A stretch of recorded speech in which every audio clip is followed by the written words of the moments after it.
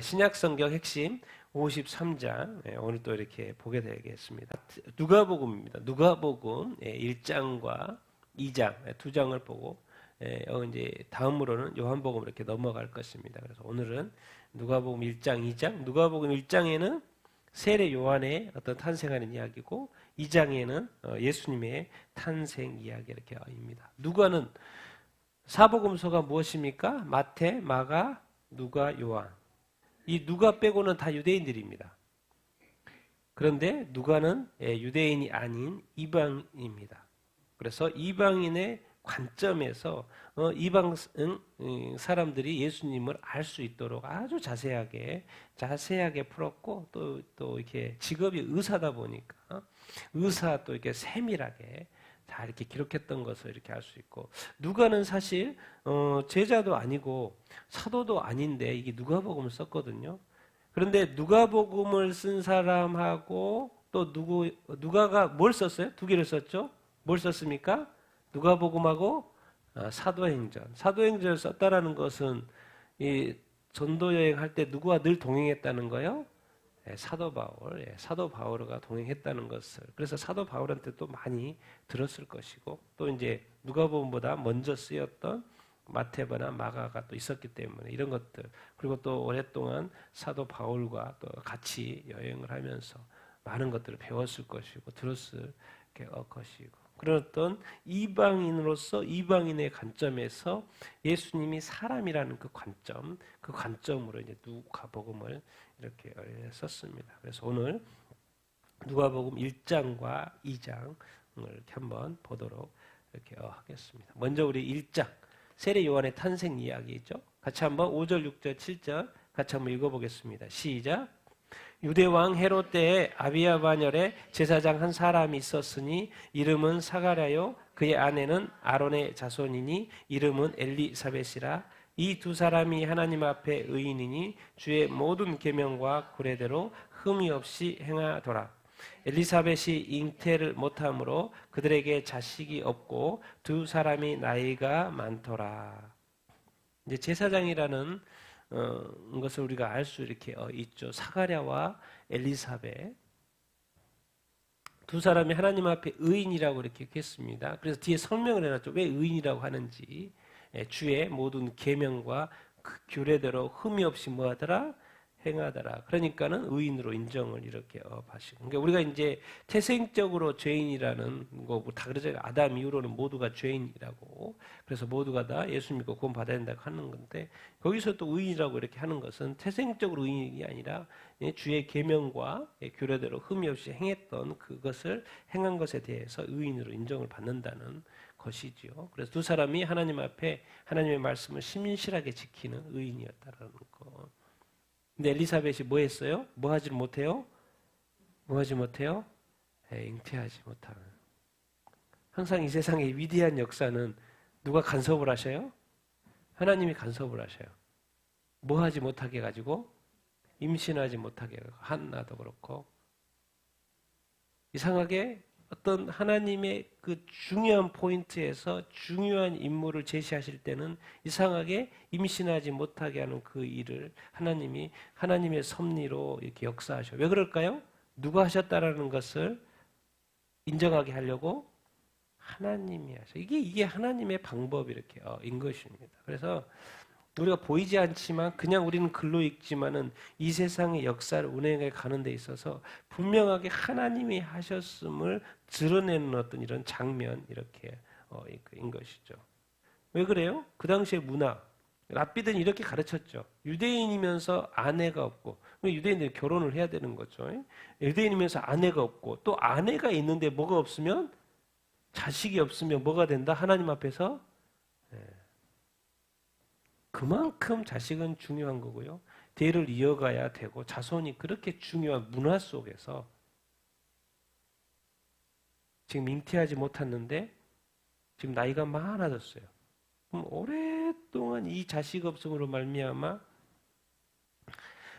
얼마나 많은 어떤 스트레스와 또 고민과 염려가 있었겠습니까? 그리고 어느새 또 나이도 이렇게 들었어요. 그런데 놀라운 것은 뭐예요? 그러니까 우리가 이 땅에서 살 때 아주 중요한 게 있습니다. 뭐가 되고 안 되고 어렵고 힘들고가 중요한 것도 있지만 궁극적으로는 하나님 일하시려면 이것이 인정이 돼야 돼요. 뭐예요? 하나님 앞에서 자식은 없었는데 왜 하나님이 나에게 이런 자식을 허락하지 않으시지? 많은 고민과 걱정, 염려, 의문이 있을 거 아니에요? 그럼에도 불구하고 하나님이 주신 율법을 지키면서 살았다 안 살았다? 막 살지 않았다라는 거예요. 이게 바로 무엇이냐면 하나님이 일하실 수 있는 뭐가 있는 거죠. 건덕지가 있는 거예요. 건덕지가 있는 거예요. 의인으로서 사실 어떻게 보면 고난 가운데 산 것이죠. 그리고 왜 위대한 일을 하려면 또 위대한 뭔가 하나님의 이 시간이 필요해요. 하나님의 시간이 필요하고 또 어떻게 보면 하나님의 테스트가 필요한 거죠. 흐트러짐이 없는지. 그런데 여전히 이 긴 시간 동안 엘리사벳이 흐트러지지 않고 살았던 거예요. 거기에 누가 이런 일들이 일어나는 것이죠. 8절부터 12절 같이 읽겠습니다. 시작. 마침 사가랴가 그 반열의 차례대로 하나님 앞에서 제사장의 직무를 행할세 제사장의 전례를 따라 제비를 뽑아 주의 성전에 들어가 분향하고 모든 백성은 그 분향하는 시간에 밖에서 기도하더니 주의 사자가 그에게 나타나 향단 우편에 선지라 사가랴가 보고 놀라며 무서워하니. 당시 이제 다윗 왕 시대죠. 다윗 왕 때 이 제사 드리는 제사장의 반열을 24반열로 만들어 놨습니다. 그래서 돌아가면서 성전을 섬기도록 되어 있는데 사가랴는 몇 번째 반열에 속하냐면 몇 번째요? 8번째 반열에 속해서 자기 차례가 이렇게 됐습니다. 그래서 하나님 앞에서 제사장의 직무를 행하고 그래서 이제 제사장의 전례를 따라 죄비를 뽑아서 주의 성전, 성소 안에 들어가서 이제 분향단에서 분향을 이렇게 하고 밖에서 백성은 이렇게 기도하고 기다리는 어떤 그런 시간, 그런 어떤 장면이 지금 연출되고 이렇게 있습니다. 매년 했던 것이고 계속해서 지금 하고 있는 거예요. 그리고 사가랴도 자기 때가 와가지고 또 제비 뽑았더니 자기가 뽑혔고 그래서 자기가 이제 안에 들어가서 이 분향단 앞에서 기도하고 이렇게 하는 거죠. 근데 누가 나타났어요? 누가 나타났어요? 주의 사자, 주의 천사가 그에게 나타났어요. 향단 우편에. 여러분 기억하십시오. 하나님은요. 하나님의 뜻이 있고 계획이 있고 하나님이 부르심이 있거나 하나님이 뜻이 있는 그 일에나 그 사람에게는 하나님이 반드시 나타나고 일하십니다. 근데 그 하나님의 때에 나타나셔요. 왜요? 이 사가랴 엘리사벳도 언제 일하시는 거예요? 자기 인생의 어떻게 보면 마지막 쯤에. 그렇지만 하나님 앞에 어렵게 그것을 지켜왔던 그 마지막에 하나님의 천사가 나타나가지고 말씀하시는 거예요. 사가랴가 얼마나 깜짝 놀랐겠으면 자기는 그냥 기도하러 왔을 뿐인데 향 이렇게 드리러 이렇게 왔을 뿐인데 그냥 출애굽기에 하나님이 제사장 임무 중에 하나가 그 향 드리는 거예요. 그러니까 거기 법대로 맨날 하던 식으로 자기가 나왔을 뿐인데 그 예상하지 못했던 그날의 그 시간에 그때 누가 나타나요? 하늘의 천사가 나타나서 하나님이 보내신 천사가 나타나서 서 있는 거예요. 그러니까 이것은요, 이 끊임없이 하나님과의 소통입니다. 하나님의 나라는 하나님이 운영하시고 하나님의 때 하나님의 사람에게 나타나는 거예요. 누가 나타났어요? 뒤에 설명 보면은 가브리엘이라고 설명을 하고 있죠. 같이 읽겠습니다. 시작. 천사가 대답하여 이르되 나는 하나님 앞에 서 있는 가브리엘이라 이 좋은 소식을 전하여 내게 말하라고 보내심을 받았더라. 누가 보냈겠습니까? 당연히 하나님 앞에 있으니까 누가 보냈을 거예요? 하나님이 보내실 것이고 그 천사 누구요? 가브리엘. 미가엘과 가브리엘이 등 성경에 이렇게 나오죠. 보통 천사장으로 이렇게 이야기를 이렇게 하고 있고 가브리엘은 메신저 역할을 하고 있고 또 미가엘은 뭘로 나와요?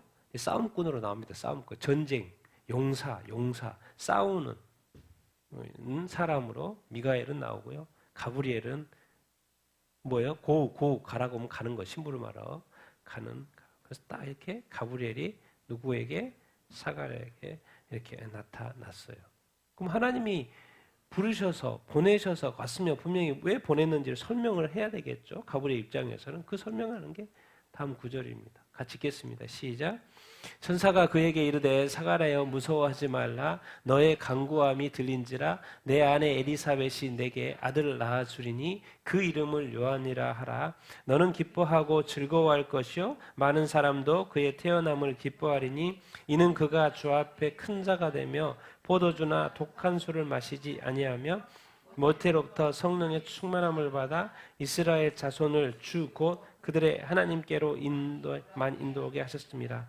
그가 또 엘리야의 심령과 능력으로 주 앞에 먼저 와서 아버지의 마음을 자식에게 거스르는 자를 의인의 슬기에 돌아오게 하고 주를 위하여 세운 백성을 준비하리라. 아멘. 사가랴가요 그동안 아내가 엘리사벳이 임신을 하지 못했잖아요. 사가랴가 계속 기도했을까요? 안 했을까요? 기도했습니다. 천사가 가브리엘에 나타나서 사가랴야 무서워하지 말라. 너의 간구함이 뭐했다? 지금까지 계속 간구했다라는 것다는 거예요. 오랫동안 자기 자신에게 자식이 없는 것과 엘리사벳에게 자식이 없는 것에 대해서 오랫동안 간구해왔다 안 해왔다? 간구를 해왔다는 거예요. 그러니까 우리가 하나님과의 관계 속에서요. 뭐가 안 되면 낙심하면 기도도 그냥 멈춰버립니다. 그냥 놔버려요. 그리고 하나님이 뭐 언제 기도했으니까 응답해 주겠지 이런 식으로 그냥 논 상태에서 막 해요. 그럼 또 나중에 또 안 하면 또 하나님이 또 응답 안 하시면 또 실망하고 막 이렇게 가죠. 이 사가랴가 이 엘리사벳이 신실했던 것은 하나님 아버지의 계명들을 그대로 지키는 의인으로서 끝까지 기도했던 거예요. 그리고 하나님의 때에 일하실 것을 믿었던 거죠. 그래서 결국 하나님은 너의 간구함이 들렸다라고 천사를 통해서 말씀하고 계세요. 그리고 이 사가랴와 엘리사벳은 내가 이 요한을 보내야 되는데 어디로 보내지? 보니까 철저하게 말씀을 지키고 순종하고 의인으로서 살아가고 있는 그렇지만 저 고난 가운데서도 끝까지 하나님께 기도하고 하나님을 의지하고 흐트러짐이 없이 살아가고 있는 그 사람. 그 사가랴에게 하나님이 이 사람이면 되겠구나 찾아오신 거죠. 그리고 정확하게 말합니다. 그동안에 자식이 없었던 그것에 대해서 정확하게 그들이 원하는 자식을 줍니다. 아들을 주리니 그 이름을 뭐이라? 요한. 이름까지 지어줍니다. 누가요? 하나님. 이게 바로 하나님의 사람입니다. 하나님의 사람. 하나님이 안 그럴 것 같습니까? 이 정도 안 할 것 같습니까? 필요에 의하면 필요 없으면 굳이 할 필요가 없으면 안 하면 되죠. 근데 하나님은 필요하시면 얼마든지 하나님은 하십니다. 어디까지 합니까? 아들도 주는 것도 뿐만 아니라 뭐 이름 지으라고 고민할 필요 없어. 그냥 이름까지 다 지어줍니다. 요한이라 다 즐거울 거라고 기뻐하고 즐거울 거라고. 주 앞에서 어떠한 자가 될 거라고요? 큰 자가 될 거라는 거. 근데 좀 특별한 이야기를 하셔. 포도주, 독한 술도 마시지 못하게 하고 모태로부터 뭘 충만함을 받아? 성령의 충만함을 받아? 이스라엘 자손을 주고 그들의 하나님께로 많이 뭐하게 한다는 거예요? 돌아오게 한다라는 뭔가 이렇게 미션이 있는 듯한 어떤 말씀을 이렇게 하고 계셔요. 하나님이 이 땅을 보고 이스라엘 백성을 보고 하나님께서 가장 하고 싶어하는 일이 뭐겠습니까? 하나님의 백성이 하나님께로 온전히 돌아오는 것입니다. 지금도 예수 믿는 사람이 있고 믿었다가 떠난 사람이 있고 또 믿지 않는 사람이 이렇게 있고 이 하나님의 이 사람들이 하나님께로 돌아오는 그것을 지금도 하나님은 꿈꾸고 있고 또 그 일들을 할 사람을 지금도 이렇게 찾고 있죠. 그런데 특별히 이 지금 세례 요한 같은 경우는 이 모태로부터 처음부터 신실하게 준비된 부모로부터 하나님이 세례 요한을 보내셔가지고 모태로부터 뭘 충만? 성령의 충만함을. 이런 사람이 사실 어디가 있습니까? 그냥 이게 낳는 거지. 뭔 말입니까? 자기 자신의 아들 예수 그리스도를 이 땅에 보내기 위하여서 또 모태에서부터 철저하게 부모가 처음부터 의인의 삶을 살고 또 아기도 처음부터 성령의 충만함을 받아서 이렇게 자라나는, 하나님이 어떤 그 하나님의 일에는 어떤 스케일이 있고요, 깊이가 있습니다. 그냥 하지 않습니다. 자기 자신의 아들을, 예수 그리스도를 보냈는데 대충 보내지 않죠. 이러한 철저함이 이렇게 있습니다.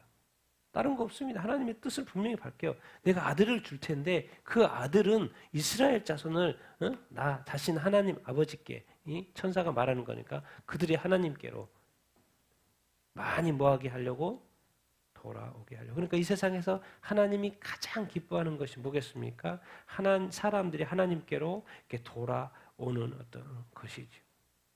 하나님이 이 세례 요한을 보내면서 어느 정도냐? 이런 이야기. 엘리야를 갑자기 이야기해요. 엘리야의 심령과 능력으로 주 앞에 먼저 와서 아버지의 마음을 누구에게? 자식의 거스른 자의 은혜의 슬기로 돌아오게 하고 주를 위하여 세운 백성을 뭐 하려고? 준비하려. 이게 바로 이제 누구? 갑자기 왜 세례 요한이면 세례 요한인지 왜 갑자기 엘리야하고 연결을 하냐고요. 근데 말라기의 맨 마지막 말씀이 엘리야 이야기예요. 같이 읽겠습니다. 시작. 보러 여호와의 크고 두려운 날이 이르기 전에 내가 선지자 엘리야를 너희에게 보내리니 그가 아버지의 마음을 자식에게로 돌이키고 자녀들의 마음을 그들의 아버지에게로 돌이키게 하랴. 아멘. 여러분, 세례 요한이 이 땅에 온 것이 무슨 의미인지 아십니까? 구약을 하나님이 딱 마무리하면서 마지막 구절에 세례 요한을 보낼 때가 언제냐면 여호와의 크고 두려운 날이 뭐겠습니까? 이 세상을 심판하는 날입니다. 정말 이야기예요. 이 세상을 심판하기 전에 내가 누구를 보낸다? 선지자 엘리야를 보낸다는 거예요. 구약 성경의 맨 마지막에 이 세상에 하나님이 여호와의 크고 두려운 날에 대한 심판을 딱 말하면서 그 전에 누가 올 거냐면 세례 엘리야가 올 거라고, 선지자 엘리야가 올 거라고. 그래서 아버지의 마음을 자녀에게로, 자녀들의 마음을 그들의 아버지에게로 뭐 하려고? 돌이키려고. 심판이 있으니까 돌이켜야죠. 누가 와서? 엘리야가 와서 돌이켜줘야죠. 이게 이 세상에서 가장 중요한 일이 돌이키는 거예요. 회개하고 돌이키는 것입니다. 누구께로? 하나님께로 자꾸 돌이키는 거예요. 왜? 여호와의 그 하나님의 크고 두려운 날이 이를 거기 때문에. 그래서 하나님의 사람들이 또 교회들이 지금도 계속해서 일어나야 되고 이 복음을 계속해서 위해서 일을 살아가야 합니다. 왜? 그냥 하나님의 때에 이 여호와의 크고 두려운 날은 올 거예요. 구약의 맨 마지막에 지금 그 여호와의 크고 두려운 날이 올 거라는 이야기고 요한계시록이 바로 그것이 실행되는 이야기지 아닙니까? 그 선지자 엘리야가 올 건데 그거를 누구예요? 예수님 설명하죠. 엘리야가 왔다라는 거예요. 근데 그 엘리야가 누구다? 세례 요한이다. 그러니까 오기로 한 그 구약 성경의 말라기 마지막 선지자가 예언했던 그 엘리야, 구약 성경의 맨 마지막 구절의 그 엘리야, 세례 요한이다. 예수님이 오셔도 종말이 시작이 된 거나 마찬가지지만 세례 요한을 예언하면서 하나님도 정확하게 여호와의 크고 두려운 날. 근데 세례 요한이 이렇게 왔어요. 그러니까 세례 요한은 지금 무슨 역할을 하고 있는 거예요?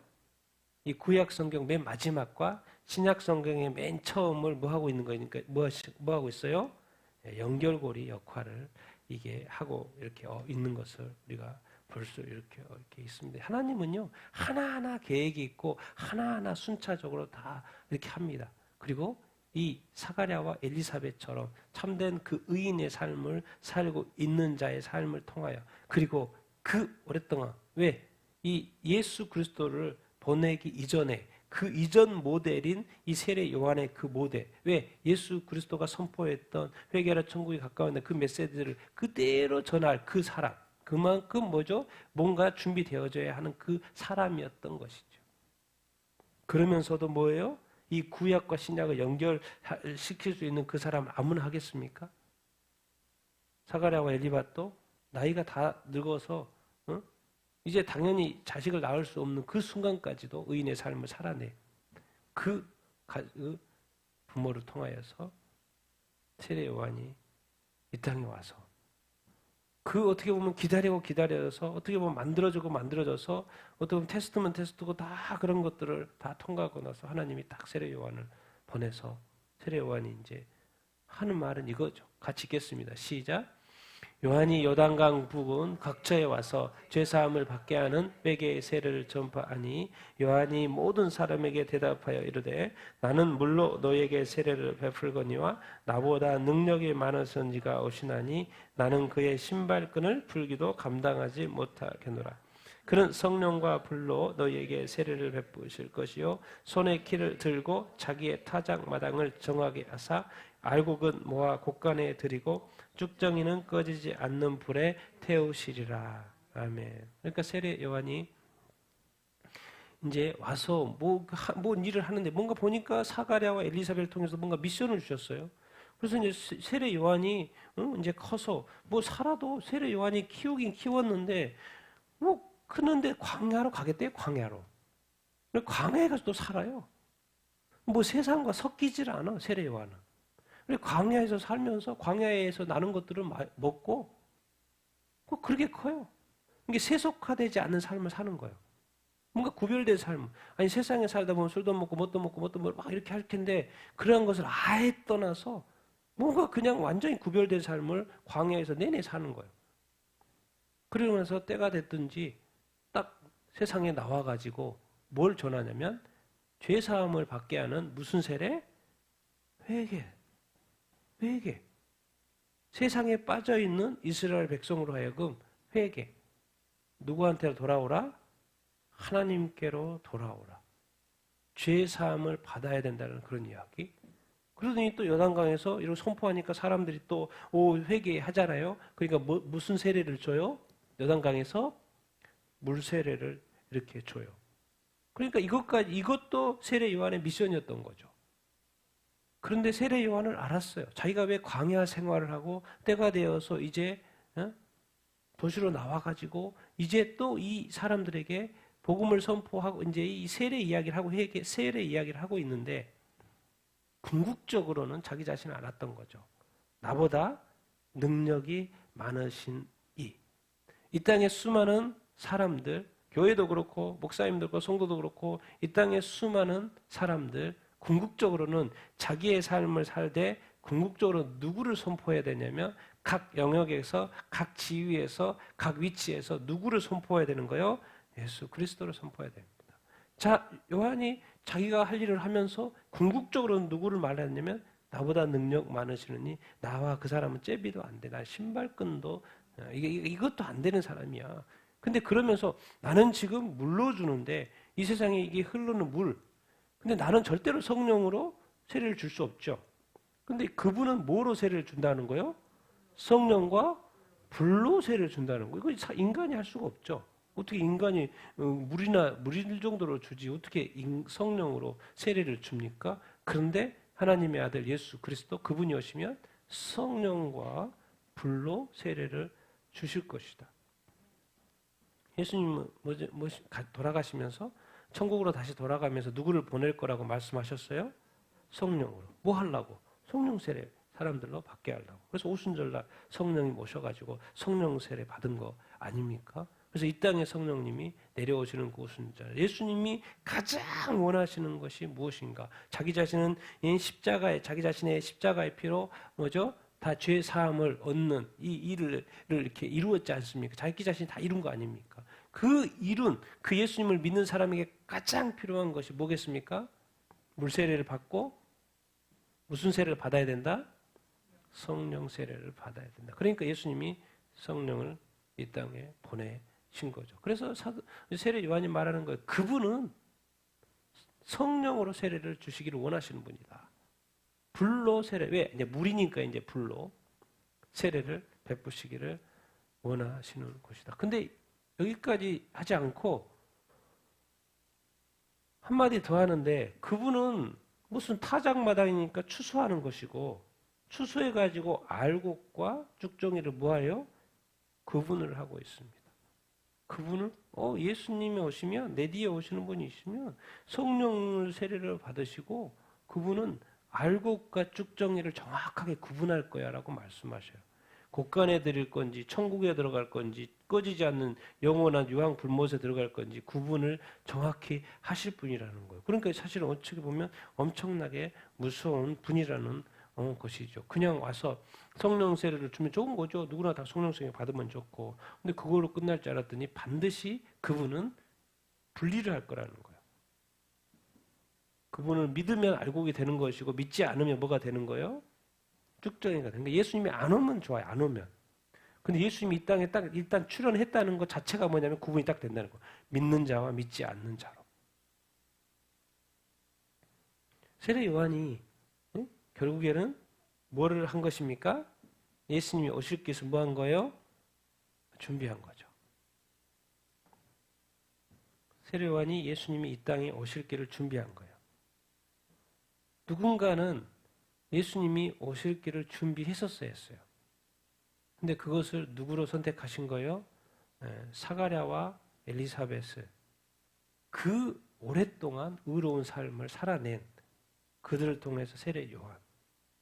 그래서 세례 요한이 나왔고 세례 요한도 광야에 살면서 자기 자신이 세속화되지 않도록 철저하게 광야에서 나른 것을 먹으면서 자기 자신을 끝까지 지켰고 이제 또 정확하게 자기가 무엇을 해야 될지 아는 거죠. 나는 예수님이 오시는 것을 준비해야 될 거라는 것을 정확히 알고 있고 예수님이 무슨 일을 하실 건지 정확히 손파고 있고 그러다가 그 왕 뭐라고 했다고 감옥에 잡혀가 있다가 죽죠. 자기의 영예를 하나도 누린 것이 없습니다. 태어날 때부터 그랬고 광야에 사는 것도 그랬고 예수님 딱 오시니까 감옥에 잡혀서 죽죠. 예수님한테 바톤을 딱 넘기죠. 자기 자신의 삶을 그렇게 살았어요. 누가요? 세례 요한이. 철저하게 주님이 오시는 것을 예비하는 그 삶. 자, 세례 요한이 그랬습니다. 이것을 이제 우리에게 적용해 보면, 자, 예수님이 오시는데 왜 세례 요한이라는 존재 준비하는 사람이 필요했지? 자, 요즘 이제 우리에게 이 시대에 우리에게 적용하면, 지금은 예수님이 재림하실 때입니다. 예수님의 재림을 준비하는 것도 필요해요, 안 필요해요? 필요합니다. 누가요? 이제 예수님이 초림은 세례 요한이었고, 이제는 누가 준비하는 거예요? 교회가. 교회와 성도들이 예수님의 오심을 준비해야 될 거예요. 그분 오시면 알곡과 족정이 그 일을 할 것이고. 그래서 또 알고 보면은 세례 요한이 했던 것을 보면 또 우리가 해야 되는 거라고 똑같은 것 같아요. 지금도 주님의 다시 오심을 준비해야 되는 그런 어떤 차원에서 누가 준비해야 될 것인가? 우리가 교회로서 성도로서. 제가 아는 목사님이 갑자기 페이스북에 올렸어요. 페이스북 올려가지고 리비아 지금 뭐 이렇게 홍수 난 것 때문에 너무 심각하게 생각했는지 뭐 그 마지막 때 막 글을 쭉쭉 원래 그럴 뿐이 아닌데 자기가 뭐 마지막 때 준비해야 된다고 막 글을 쭉쭉 올렸더라고. 아주 순수한 분이시고 또 그런 것을 별로 이렇게 이야기 안 하시고 그냥 사역 열심히 하시는 분인데 리비아 사태를 좀 심각하게 생각했는지 그렇게 장황하게 글을 쭉쭉 올렸더라고요. 딴 거 없어요. 그냥 마지막 때인 것 같다. 주님의 다시 오심을 준비해야 된다. 열심히 살아야 된다. 복음 전해야 된다. 그러니까 요즘에 돌아가는 그 일들을 이렇게 보면 그냥 상식적으로 주님 앞에 조금만 좀 깨어있는 사람이라면 그렇게 느껴지는 거예요. 세례 요한이 주님의 오실 길을 예배했던 것처럼 이제 우리는 교회는 주님의 다시 오실 길을 잘 준비해야 되는 줄 이렇게 믿습니다. 그 잘 준비가 뭐예요? 딴 게 아니에요. 우리가 주님께로 늘 돌이키고 또 다른 사람들도 주님께로 돌이키는 삶을 위해서 우리가 기도하고 또 도와야 된다라는 것이죠. 왜? 세례 요한이 와서 많은 영혼을 주께로 돌이킨 것처럼 우리도 그렇게 또 우리 자신도 준비되고 더 많은 영혼들이 주께로 돌아오도록 하는 그 일로 잘 준비돼야 될 줄로 믿습니다. 그래서 세례 요한처럼 이렇게 태어났던 것이 그래서 중요했던 것이죠. 너무 중요했던 것이요. 사실 세례 요한처럼 살기도 쉽지 않습니다. 세상에 물들지 않고 세상과 섞이지도 않고 함께하지도 않고 오직 예수 오는 것만 준비하고 그냥 딱 죽어버리는 그런 사람이 이 큰 위대한 그 예수님 오시는데 필요했던 것이죠. 자, 우리 예수님 이제 탄생한 이야기가 이제 궁극적으로는 예수님이 이제 오셔야 되는 것이니까 오신 이야기 이렇게 인데요. 2장인데 1장에 예수님 탄생 이야기가 나오고 연결이 되어서 우리 1장 26절부터 29절 같이 한번 읽어보겠습니다. 시작.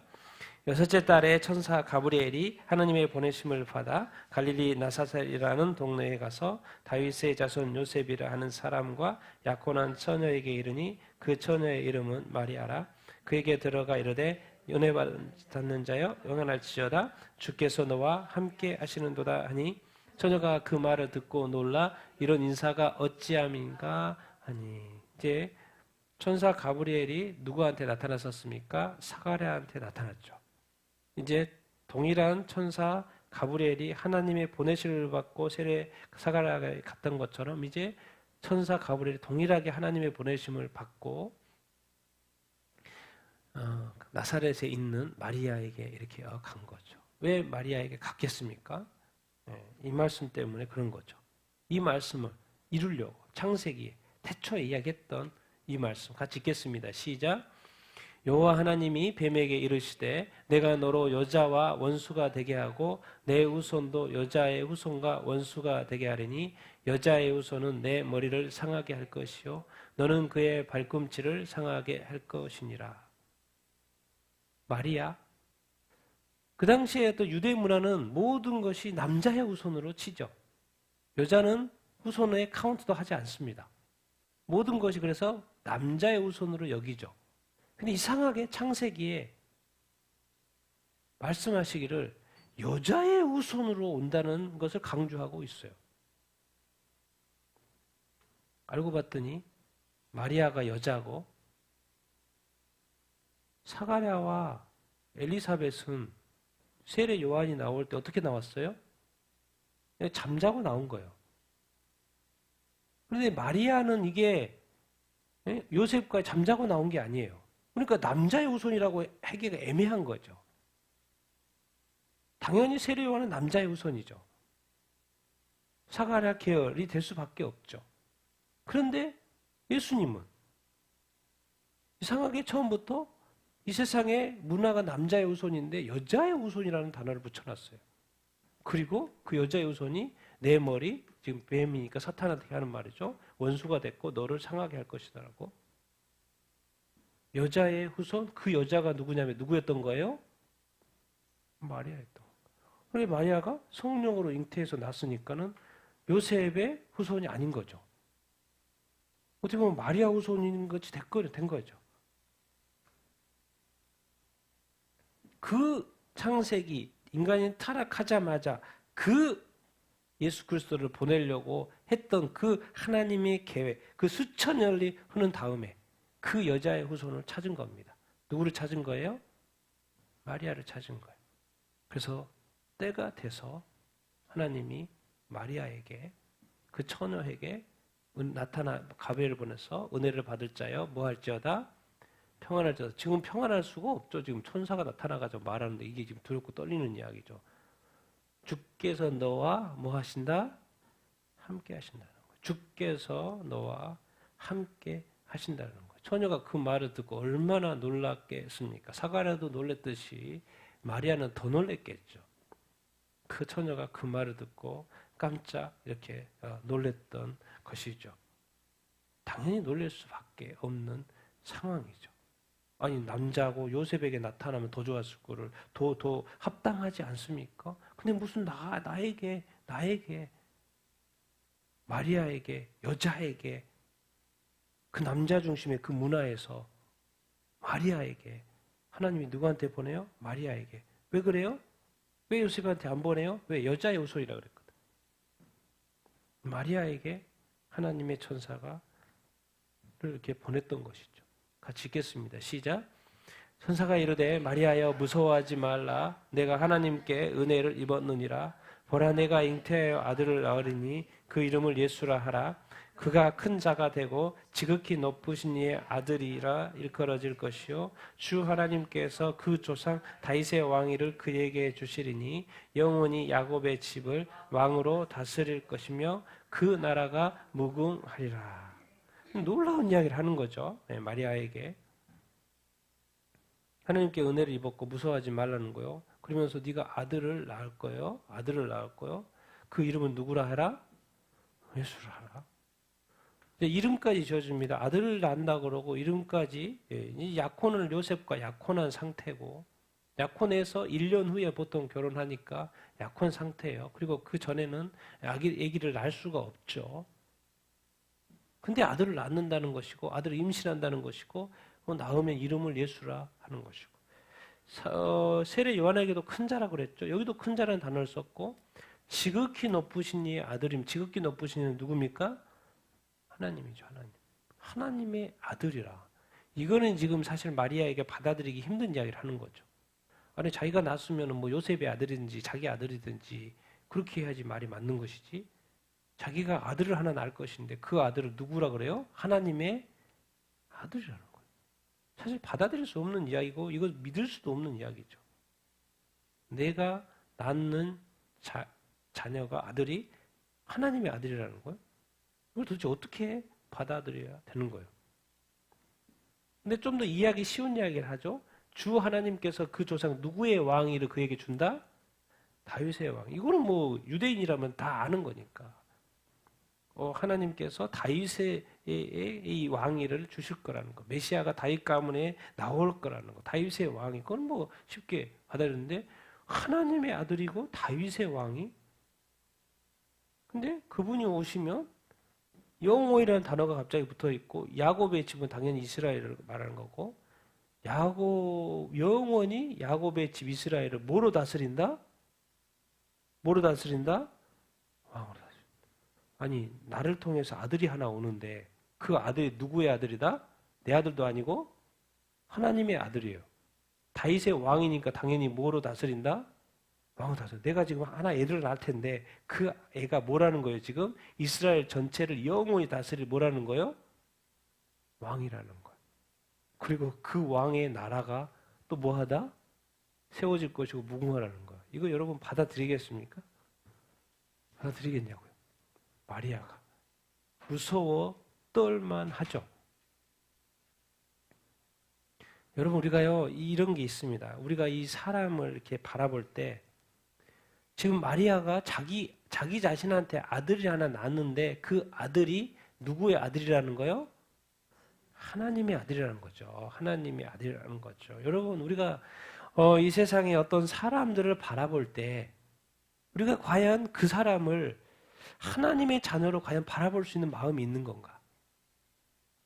우리가 우리 자녀들을 바라볼 때 하나님의 자녀로 과연 바라볼 수 있는가? 이런 것을 많이 고민해 볼 필요가 이렇게 있습니다. 마리아가 감히 생각할 수가 없죠. 자기는 그냥 요셉하고 결혼해서 아들 계속 많이 낳았죠. 많이 낳았는데 그렇게 그냥 아들, 딸 낳고 키우면 되는 그런 그 정도의 수준의 그 어떤 마인드. 그리고 아들은 또 하나님의 선물이라고 그랬으니까 하나님의 선물로서 키우는 것. 근데 갑자기 말하는 거죠. 하나님의 아들이라? 내가 낳는 자녀가 하나님의 아들이라. 여러분 그렇게 생각합니까? 우리가 자녀들을 대할 때 우리가 다른 사람을 대할 때 하나님의 자녀라는 그 개념이 우리에게 있습니까? 세상에는 왜 자꾸 이렇게 베드로서 왕 같은 제사장이라고 그러지? 그렇게 보여집니까? 우리가 자녀들이 사람들이? 지금 그 말도 안 되는 우리가 받아들일 수도 없고 우리가 사람들을 대할 때 그렇게 대하지도 않는 우리 자녀들을 대할 때 그렇게 대하지도 않는 그런 이야기 받아들일 수가 없죠. 그리고 어떻게? 야곱의 집을 다스려? 여기서 이제 영원이라는 단어가 붙어 있으니까 우리가 이제 좀 확장해야죠. 네? 여기서는 이제 야곱의 집은 이스라엘이죠. 이스라엘을 이제 예수님이 왕으로 다스린다는 이야기지만은 사실은 이제 영원히 다스린다고 하는 거 보니까 더 확장을 해서 우리 영적 이스라엘 교회의 모든 세상을 다스리는 걸로 우리가 이제 봐야 확장하는 게 이제 더 이렇게 맞죠. 그분이 오시면 세상을 다스리겠죠. 야곱의 집. 여기서는 지금 야곱의 집이라고 했고 다윗과 해서 연결해서 그 나라 이스라엘. 그런데 더 이제 확장할 필요는 이렇게 없겠습니다. 그래서 지금 믿기지 않는 이야기를 하는 거예요. 아들 낳는 근데 어떻게 설명을 할 수밖에 없죠. 같이 읽겠습니다. 시작. 마리아가 천사에게 말하되 나는 남자를 알지 못하니 어찌 이 일이 있으리이까? 천사가 대답하여 이르되 성령이 내게 임하시고 지극히 높으신 이의 능력이 너를 덮으시리니 이것으로 나실 바 거룩한 이는 하나님의 아들이라 일컬어지리라. 아멘. 지금 약혼 중이니까 1년을 기다려야 되는데 지금 남자를 당연히 알지 못하는 건 당연한 것이고 그러니까 마리아가 그냥 있는 사실대로 이야기하는 거죠. 나는 남자를 알지 못하는데 무슨 또 아들 이야기합니까? 아들 낳으면 큰일 나죠. 큰일 나. 당연히 알지 못한다고 이야기를 하는 것이고 근데 천사가 대답을 하는데 놀라운 이야기를 하는 거예요. 자기가 이렇게 감당할 수 없는 이야기를 하는 거죠. 누가 임한다고요? 성령이 내게 임한다는 거예요. 아니 요셉이 임해야지 성령이 임하고 또 지극히 높으신 이가 누굽니까? 하나님이요. 하나님의 능력이 너를 덮고 그리고 그 나실 이는 또 거룩하대. 거룩한 이. 그리고 누구의 아들이라? 하나님의 아들. 이게 하나님의 아들을 방금 들었으니까 하나님의 아들. 그럼 하나님의 아들. 근데 하나님의 아들이 어떻게 만들어지냐? 성령으로 만들어지고 하나님의 능력이 역사하고 지금 내 안에 아들 하나 생기는 이 일이요. 누가 어떻게 역사한다고요? 하나님의 역사. 우리가 이 땅에서 이 삶을 누군가 삶을 세상을 바라본 이 관점. 여러분 하나님의 나라를 지금 예수 그리스도를 통해서 시작을 해요. 궁극적으로는 지금 이 모든 것의 계획은 누구 안에서 이루어지는 거예요? 하나님입니다. 하나님. 그리고 하나님의 아들, 자기 자신의 아들 예수 그리스도를 이렇게 보내요. 거룩한 이시로 죄가 없이 보내야 되는 그 상황. 성령 하나님으로 뭐하고? 임신케 이렇게 하고. 왜 성령 하나님으로 임신케 해야 돼요? 저기 자식이 자기면 안 돼요. 아담 라인의 자식이 되면 죄인으로 태어날 수밖에 없죠. 그러니까 또 다른 라인 성령 하나님으로 왜? 또 다른 사람이 사람을 임신시킬 수는 없으니까. 그러니까 오직 누구만 할 수 있어요? 하나님만 하실 수 있어요. 거룩하신 이가 거룩한 자녀를 낳는 거죠. 성령 하나님이 예수 그리스도를 임신시켜요. 그래서 이 세상의 모든 그리스도인들은 뭐예요? 반드시 성령으로 뭐 해야 된다? 거듭나야 되는 것이 아주 중요합니다.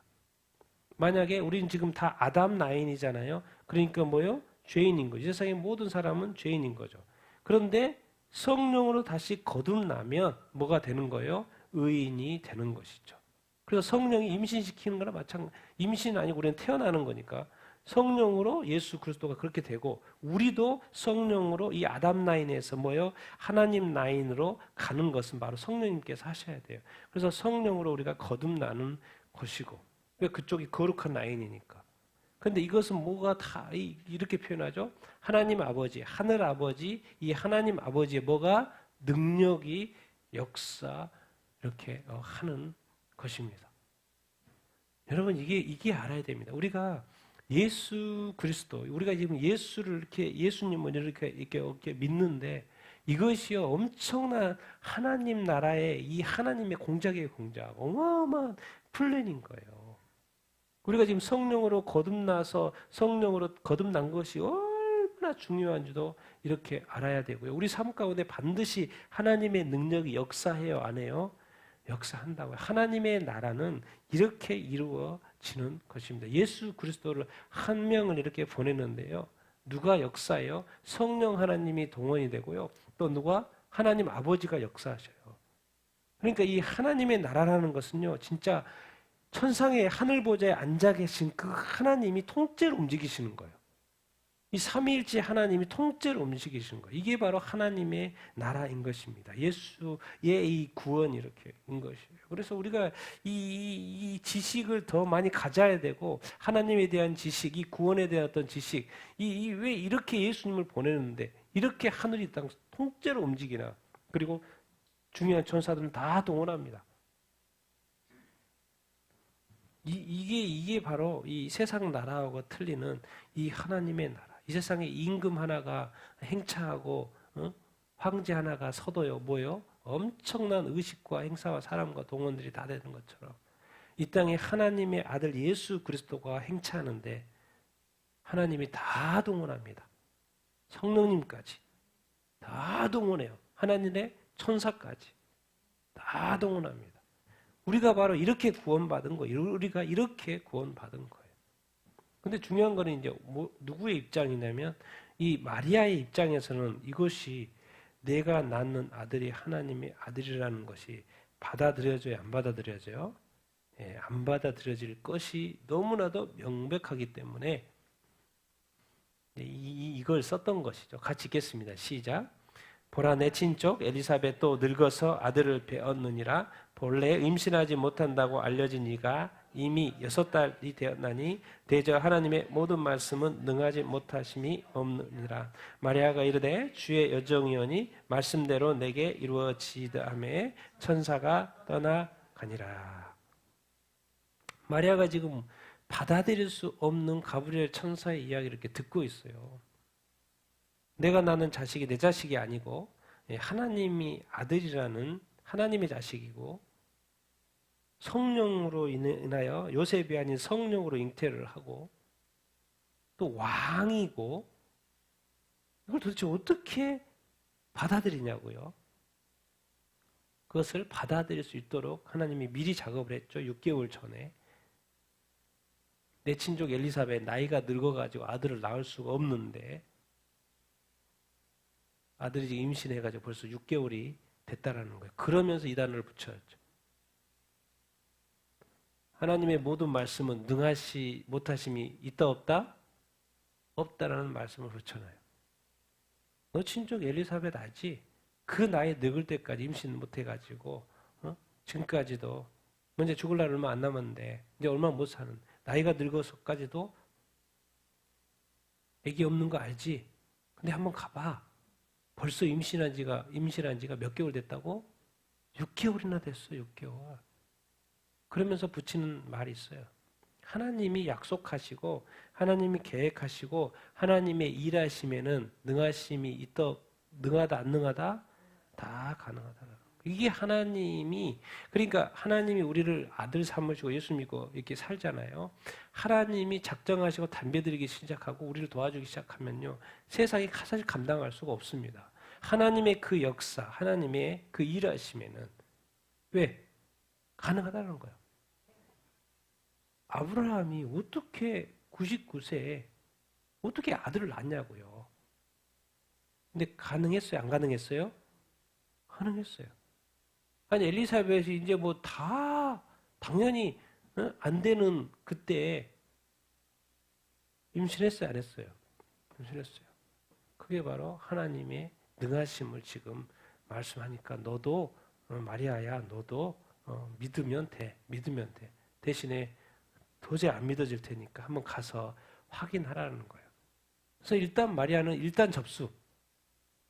지금 받아들여지지는 않지만 아마 혹시 엘리사벳에 가보고 확인해보면 될 것 같으니까 주의 여종이니까 말씀대로 내게 이루어지이다. 이렇게 이제 일단 접수를 하는 거죠.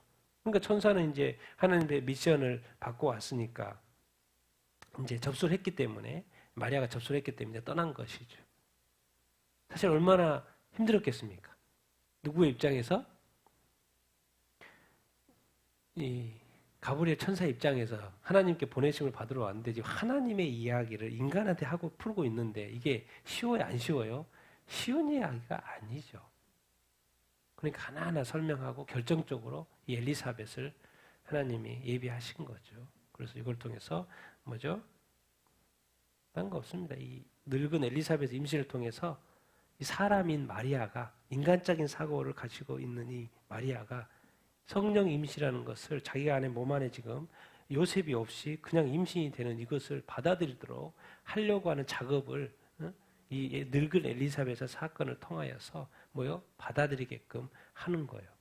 만약에 사람인 마리아가 자기 인간적인 생각에 노해버리면 이게 지금 하나님이 막 이렇게 막 푸시해가지고 하는 그런 게 아니라 뛰어넘어서 그러니까 하나님도 이렇게 정말 구체적이고 세세하고 우리에게 너무나도 이렇게 선하게 이렇게 말씀하시고 이렇게 하신다라는 이거 하나님의 일하시면은 철저하시고 인간이 충분히 또 이해할 수 있도록 다 이런 여건과 상황들을 이렇게 만드시고 일하시는 것을 우리가 볼 수 이렇게 있습니다.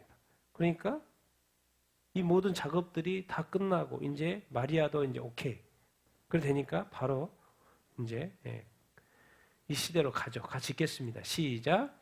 그때 가이사랴 아구스도가 영을 내려 천하로 다 호적하라 하였으니 이 호적은 구레노가 수리아 총독이 되었을 때에 처음 한 것이라 모든 사람이 호적하러 각각 고향으로 돌아가매 요셉도 다윗의 집 족속이므로 갈릴리 나사렛 동네에서 유대를 향하여 베들레헴이라 하는 다윗의 동네로 경자 마리아와 함께 호적하러 올라가니 그 어뢰가 했더라. 거기 있을 그때에 에사날 날이 차서 첫 아들을 낳아 강보로 싸서 구유에 누였으니 이는 여관에 있을 것이 없음이라. 그렇죠? 이제 예수님이 태어날 때가 됐습니다. 우리 6개월 된 우리 이제 엘리사벳을 만날 수도 있게 보고, 근데 그때는 또 이제 또 임신해서 이제 많은 10개월이 이제 지나간 거죠. 그 사이에 10개월 지나갔는데 그때가 이제 언제냐면 로마 초대 황제인 아우구스투스 가이사, 시저 아우구스투스. 근데 호적하라 그래가지고 어쩔 수 없이 다윗의 집 족속이니까 요셉이 다윗 집 가문이니까 나사렛 동네 베들레헴으로 유대에 있는 베들레헴으로 이렇게 갔던 거죠. 구약의 예언에 메시아가 오면 반드시 어디 라인으로 온다고 그러겠어요? 다윗 라인으로 온다고 그랬습니다. 그래서 지금 베들레헴으로 간 거죠.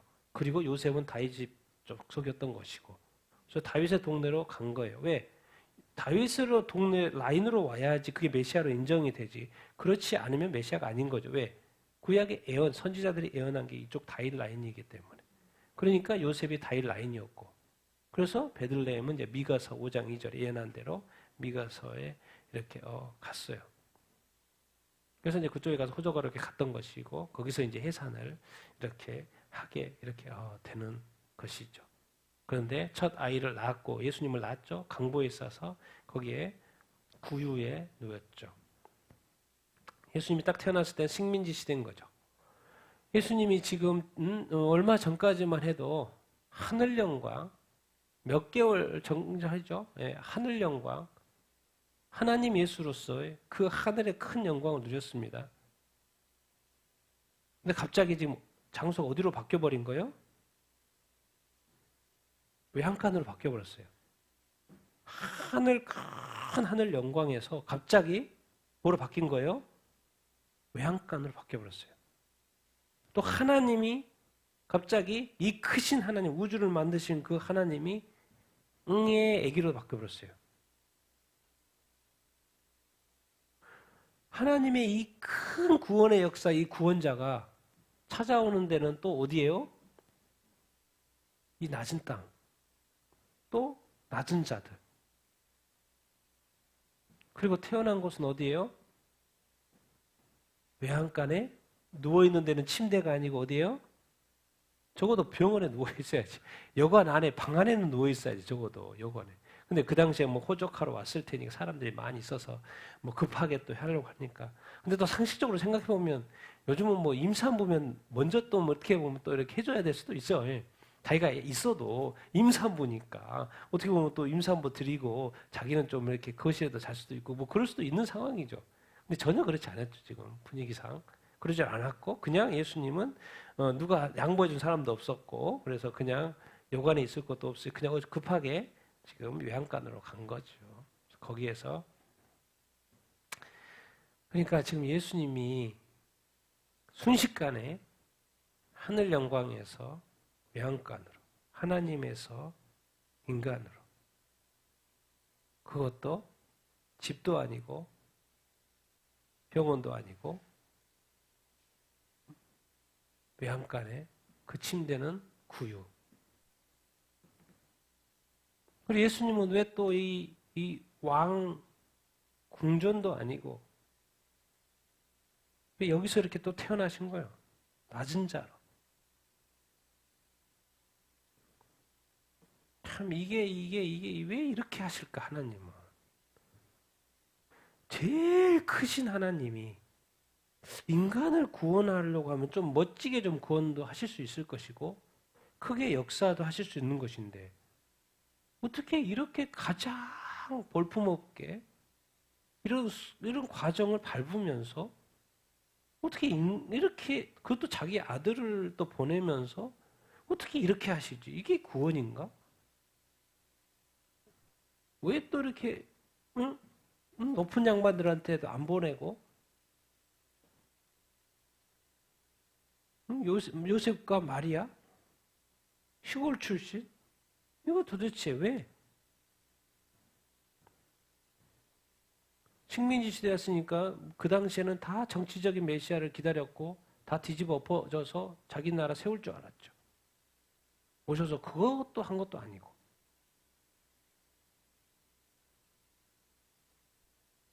8절부터 14절 읽겠습니다. 시작. 그 지역의 목자들이 밤에 밖에서 자기 양떼를 지키더니 주의 사자가 곁에 서서 주의 영광이 그들을 두루 비추며 크게 무서워하는지라 천사가 이르되 무서워하지 말라 보라 내가 온 백성에 미칠 큰 기쁨의 좋은 소식을 너희에게 전하노라 오늘 다윗의 동네에 너희를 위하여 구주가 나셨으니 곧 그리스도 주시니라 호련히 수하하는 천군이 그 천사들과 함께 하나님을 찬송하여 이르되 지극히 높은 곳에서는 하나님께 영광이요 땅에서는 하나님이 기뻐하시는 사람들 중에 평화로도 하니라. 아멘. 그런데 하나님이 예수님을 딱 보내놓고는 탄생이 딱 됐는데 누구한테 찾아가냐면 누구한테 보내냐면 누구한테 보내요? 목자들한테 보내요. 하여튼간 이상해, 희한해요. 하나님은. 왜 하나님은 마국간으로 보냈지? 왜 이렇게 자꾸 낮은 자에게로 찾아오시지? 또 낮은 자에게 찾아가지? 목자들한테 보내가지고 밤에 들녘에 밖에서 양떼 지키고 있는 목자들, 천사가 가가지고 나타나니까 뭐 당연히 깜짝 놀라고 무서울 것은 당연한 것이고 그런데 말하는 거죠. 무서워하지 말라 보라 내가 온 백성에게 맺힐 큰 기쁨의 좋은 소식을 누구한테 전하는 거예요? 목자들한테 전하는 거예요.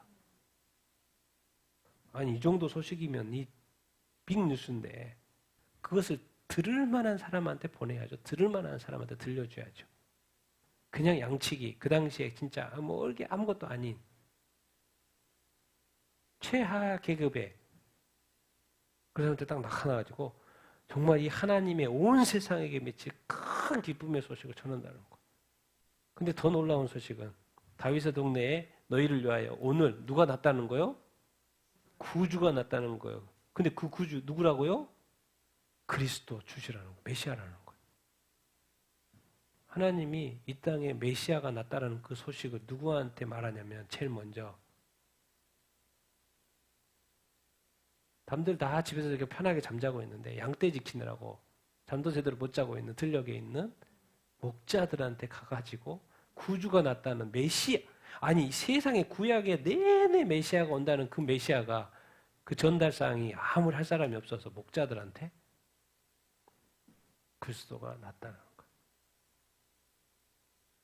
참 하나님은 이게 겸손이신 것인지 뭔가 이렇게 낮은 자를 좋아하시고 이게 겸손한 걸 좋아하신 거죠. 높은 자들은 이 세상에 높은 자들은요 재물이든지 어떤 명예든지 권력이든지 다 마음이 높아져 있어가지고요 하나님한테 받아치기나 하고 뭐 하나님 어디 있고 예수님 어딘다 그러지. 근데 이렇게 낮아져 있는 자에게는 이상하게 들을 마음이 있어요. 마음이 좀 이렇게 연약해요. 말하면 들어요. 그러니까 하나님이 가장 싫어하는 것이 뭐냐면 이스라엘의 완악함이었어요. 그 고집이었어요. 하나님이 말해도 뭐가 안 되는 거예요. 안 되는 거. 그런데 얘들은 뭐 아무것도 없으니까 그냥 말하면 들어요. 안 들어요? 들어요. 한번 가보라 그러니까 가요. 안 가요? 가봐요 또. 하나님이 찾는 사람은 누구일까? 나는 과연 하나님이 찾으시기에 좋은 사람인가? 아무도 예수님의 나신 것에 대해서 이렇게 환영을 하지 않죠. 탄생을 했으면 막 여기저기 좋아하잖아요. 지금 뭐 아무도 좋아하지 않으니까 수많은 천군 천사들이 나타나가지고 하나님을 뭐예요? 찬송해요. 사람이 이제 할 수 없고 소식을 전하는 데는 목자들이고 뭐 전파하는 것도 좀 그렇잖아요. 그리고 이제 하나님은 천군 천사를 동원해서 하나님을 찬양하는데 지극히 높은 곳에서 누구한테 영광? 하나님께 영광. 예수 그리스도가 이 땅에 오신 것이 하나님께 영광이 된다는 것입니다. 그리고 땅에서는 하나님이 기뻐하는 사람들 중에 뭐예요? 평화. 이 땅에 이제 모든 죄악들이 거쳐지고 악한 마귀의 죽음의 권세 모든 것으로부터 자유케 되어지고 이제 하나님의 평안이 뭐가 될 것이다? 시작이 될 것이라는 이 사람들 간에 이제 사람들이 지금 평화하는 그런 평화가 말고 세상에 줄 수 없는 그 평화가 뭐야? 세상의 시작이 된다는 것이요. 하나님께도 영광이 되고 하늘에 그리고 이 땅에서도 이제 진정한 평화, 하나님의 평화가 자기의 아들 예수 그리스도로부터 시작되는 것에 대해서 누가 찬양을 해요? 천사들이 찬양을 이렇게 하는 거죠. 여러분 이게 참 아이러니입니다. 아이러니요. 사실 구약에서 말씀하신 메시아, 이스라엘 모든 민족이 다 기다리고 있습니다. 근데 사실 궁극적으로 예수님이 이 땅에 오셨는데 예수님을 다 메시아로 받아들여요? 안 받아들여요? 받아들여요. 희한한 거예요. 다 메시아를 기다리고 있으면서 이스라엘 모든 민족이 메시아를 다 기다리고 있으면 실제로 메시아가 딱 왔을 때는 소수만이 반응을 해요. 근데 성경에 이렇게 보면 예수님이 그럼 다시 오실 때는 요즘은 예수님이 다시 오시는 이야기 함부로 못 하잖아요. 교회에서. 무슨 종말이 됐어. 요즘에 종말 분위기여도 함부로 말 못 하잖아요. 예수님은 뭐 휴거 이야기를 함부로 합니까? 부활 이야기 합니까? 마지막 때에서 함부로 이야기 합니까? 그러니 성도들이 어떤 이 생각이 성경에는 분명히 예수님을 잘 믿고 열심히 살아야 되고 서로 사랑하면서 살아야 된다는 이야기도 있지만 분명히 깨어 있어야 된다는 말도 여기저기서 있거든요. 근데 희한해요. 왜 그때 예수님이 그렇게 십자가를 못 박혀 죽을 수밖에 없는 메시아를 그렇게 기다리면서도 결국 메시아를 못 박는. 자, 다시 오실 예수 그리스도 앞에서 이제 교회가 다시 오실 메시아에 대해서 기대하지 않고 기다리지도 않고 사모하지도 않고 그래서 그런 이야기하면 또 휴거 이야기하고 뭐 예수님 부활 이야기하면 또 이상한 교회 분위기. 교회가 그렇게 된다니까요. 그러면 결국에는 또 어떻게 보면 소수가 다시 오실 예수님을 뭐 하는 거예요? 사모하는 거예요. 똑같은 지금 상황들이 이 세상에서 제가 볼 때는 연출이 되고 이렇게 있어요. 성경이 분명히 깨어있으라고 말을 합니다. 이런 어떤 시대의 징조들, 무화과 나무 이런 비유들을 이렇게 보면 깨어있어야 된다라고 말을 하지만 사실 만약에 이런 상황들을 이렇게 보면 지금 리비아나 이런 어떤 모로코 이런 사태를 보면 영국에 있는 교회와 크리스찬들이 깨어나야 될까 안 깨어나야 될까요? 깨어날 만도 하죠. 이 정도면. 깨어날까요? 근데 안 깨어날까요? 안 깨어날 거예요. 그 중에 또 일부가 깨어나겠죠. 희한해요. 우리는 다 메시아를 기다리고 이 세상의 모든 교회는 다시 오실 예수 그리스도를 메시아를 다 그리스도를 기다리지만 사실 준비는 안 해요. 여전히 뭐에 돼 있어요? 예수님이 딱 이 땅에 오셨을 때 그 당시에 종교 지도자들은 세속화돼 있었어요. 예수님이 와도 쫓아냈죠. 그러니까 이 땅에 교회에 예수님이 와도 예수님을 쫓아낸다니까요. 왜? 우리 교회니까. 그만큼 영적으로 시작을 했고 성령으로 거듭났으니까 영적으로 시작한 교회가 어느 순간 영적이지 않는 거예요. 영적이면 좀 이상하게 생각하고 분별력이 없는 거죠. 왜? 어느 순간 우리도 세속화되어 있고 알고 보면 뭐에 관심이 있는 거죠? 세상에 관심이 있는 거죠.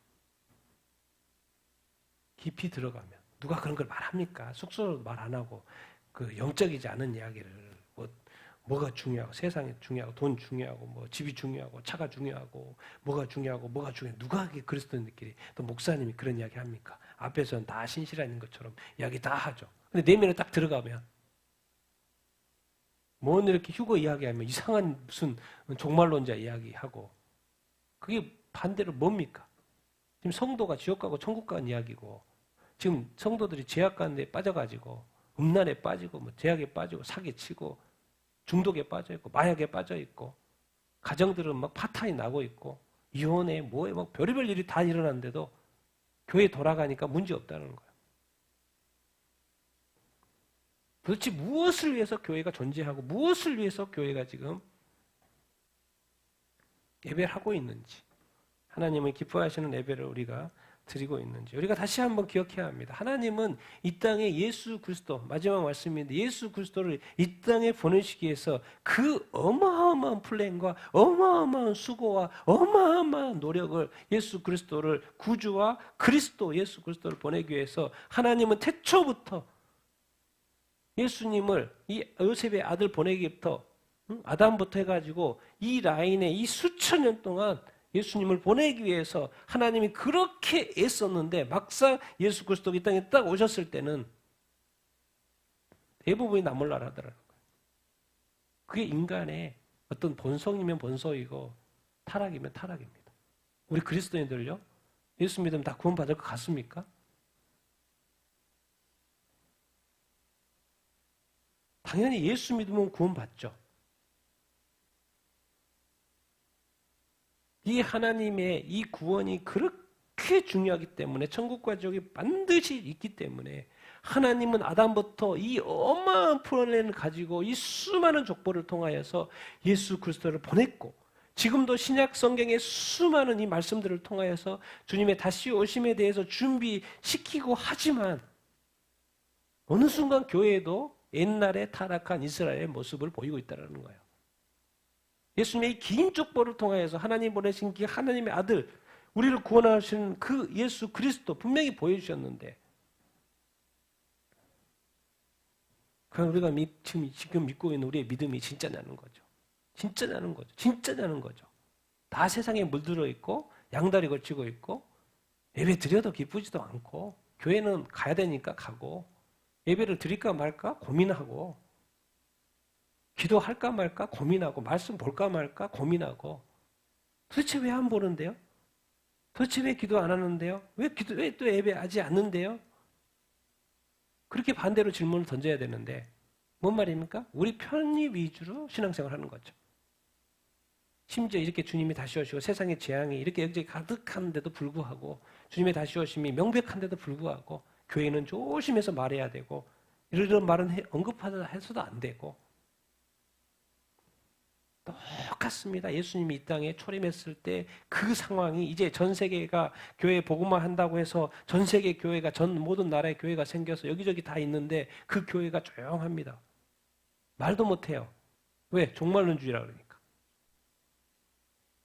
목사님도 좋은 차 타고 가고 좋은 집에 사는 것이 기쁘고 즐겁고 사역 잘 되니까 죽은 거지. 성도들이 지금 어떻게 사는지 지금 주님 다시 오시면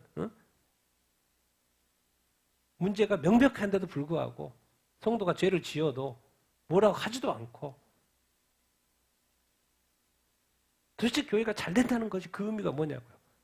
성도 단 한 사람도 잃지 않고 모두가 구원받고 모두가 천국 가야죠. 그래서 사실 목사가 되면 안 됩니다. 왜? 그 영혼에 대한 책임이 있기 때문에 목사는 함부로 영혼에 자기가 구원을 못 받는다니까요. 갈 수가 없어요. 부끄러워서. 자기 성도들이 많이 천국에 못 하면 어떻게 부끄러워서 천국에 들어가겠습니까? 아니 목회를 하지 말았어야지. 자기 혼자 영혼 잘 믿고 잘 구원 받았으면 됐지. 그래서 무서운 거예요. 무서운 거예요. 그래서 천국을 기어 들어갈 거예요. 아니 기어 들어갈 수도 있을런지 모르겠지만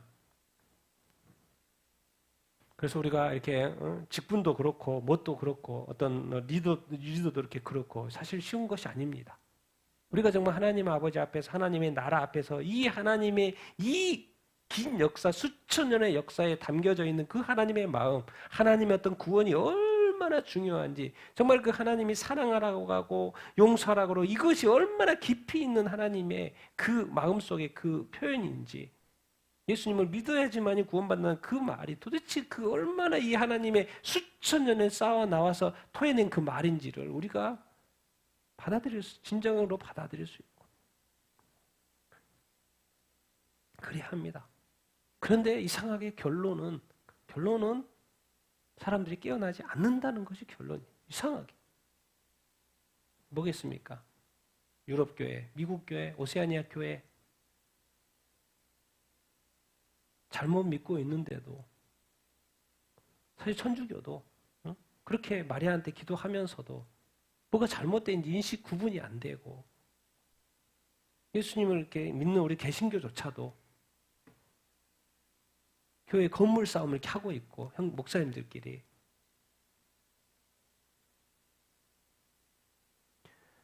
그래서 다시 한번 우리가 이 하나님의 이 깊은 우리 인간을 향한, 나를 향한 이 사랑, 이 수천 년의 단 한 타임의 그 오차도 없이 이 족보를 통하여서 정확히 예수님을 보내고 나를 구원하기 위해서, 나를 지옥에서, 이 죄악 가운데서 영원한 영벌에서 건지기 위해서 우리가 하나님에 대해서 쉽게 생각하지 않고 귀하게 여기고 정말 하나님을 존중하고 정말 하나님을 사랑하고 기도하거나 예배하거나 이 신앙생활을 하는 것을 귀하게 여기고 진지하고 정말 하나님이 받으실 만하고 하나님이 기뻐하실 만한 그런 어떤 신앙생활 우리가 해야 되는 줄 이렇게 믿습니다. 예수님이 만약 이 땅에 오시지 않았으면 우리는 구원받지 못하죠. 근데 오셨어요. 엊그제만 해도 하늘 영광에 누리게, 하늘 그 영광을 누렸던 그 예수님이 우리 구원하겠다고 조그만 아기로 오신 거예요. 그것도 어디요? 외양간에. 나를 구원하고 우리를 구원하겠다고. 그런 하나님의 사랑에 우리가 보답해야 되지 않겠습니까? 예수님은 그렇게 우리를 구원하러 오신 줄 이렇게 믿습니다. 그래서 우리가 끝까지 예수님을 정말 잘 믿는 사람이 되기를, 우리가 다 예수님 잘 믿게 되기를 예수님의 이름으로 축원드립니다. 우리 같이 한번 오늘 말씀 생각하면서 같이 한번 기도하겠습니다. 세례 요한이 이 땅에 탄생을 하는 과정에서도 우리가 설명을 했지만은 얼마나 이 나시린처럼 구별된 삶을 세례 요한도 광야에서 살면서 예수님이 다시 오시니 예수님을 소개하기 위해서 준비했는지. 그런데 예수님은 메시아인데도 불구하고 하나님의 아들인데도 불구하고 이상하게 궁전으로 가지 않습니다. 부유한 자들에게 지도자들을 찾아가지 않습니다. 이상하게 가난한 자, 없는 자, 병든 자, 귀신 들린 자, 눌린 자, 아픈 자 찾아가서 이 목자와 같은 그 당시에 그 아무것도 아닌 그런 사람들 찾아가서 구원의 소식을 전합니다. 사실 우리가 그런 사람 아닙니까? 하나님의 이 구원은 놀라운 거, 예수님을 이 땅에 보내주신 건 놀라운 하나님의 사랑입니다. 이 깊이를 우리가 알 수 있다면, 이 수천 년 동안에 이루어진 그 하나님의 사랑의 깊이를 우리가 알 수 있다면 우리가 뒤집어질 수밖에 없고요, 바뀔 수밖에 없고, 이 복음의 진정한 의미를 알 수가 없고, 알 수밖에 없고, 내 신앙은 바뀔 수밖에 없고, 내 사고와 이 심성과 나의 모든 것은 바뀔 수밖에 없는 것입니다. 하나님의 이 깊이 있는 예수 그리스도를 통한 이 사랑을 우리가 안다면, 우리가 같이 한번 기도할 때 우리가 정말 앞으로 주님 예수 믿을 때 잘 믿게 하여 주시옵소서, 제대로 믿게 하여 주시옵소서, 예수님 사랑하게 하시고 섬기게 하시고 정말 아름답게 섬기게 하시고 정말 예수님의 뜻을 분명히 알아 순종하며 사는 우리의 인생 되게 하여 주시옵소서. 그리고 예수 그리스도를 전하는 삶을 살 수 있도록 주님 인도하시고 역사하여 주시옵소서. 우리가 하나님의 깊이와 넓이와 높이, 이 넓이를 분명히 알고 신앙생활할 수 있도록 인도하시고 역사하여 주시옵소서. 다시 한번 예수님 우리를 위하여 보내주신 것에 감사하면서 우리 같이 한번 기도하겠습니다.